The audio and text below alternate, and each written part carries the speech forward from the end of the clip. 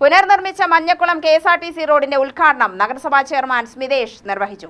നഗരസഭയ്ക്ക് കീഴിലുള്ള റോഡുകളുടെ ശോച്യാവസ്ഥ ശാസ്ത്രീയമായി പരിഹരിക്കുമെന്ന് P. സ്മിതേഷ്. വാർഡുകളെയും നഗരത്തെയും ബന്ധിപ്പിക്കുന്ന റോഡുകൾക്ക് മുൻഗണന നൽകും. ഗ്രാമീണ റോഡുകളുടെ വീതി വർദ്ധിപ്പിക്കുന്നതും പരിഗണനയിലാണ്.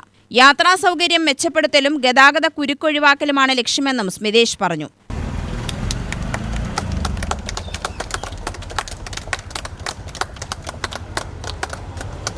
പാലക്കാട് നഗരത്തിലെ ഒരു പ്രദേശം കൂടെ റെക്ടിഫൈ ചെയ്യപ്പെട്ടു എന്നുള്ളത് ഏറെ സന്തോഷം നൽകുന്ന ഒരു വിഷയം തന്നെയാണ്.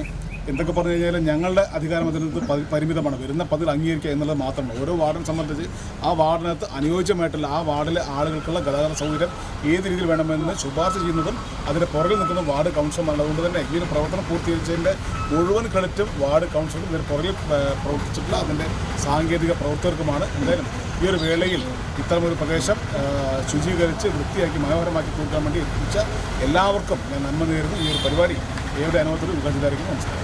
8 വർഷമായി തകർന്നു കിടക്കുന്ന 200 മീറ്റർ ദൈർഘ്യമുള്ള റോഡ് ഇന്റർലോക്കും കോൺക്രീറ്റും ഉപയോഗിച്ചാണ് പുനർനിർമ്മിച്ചത്.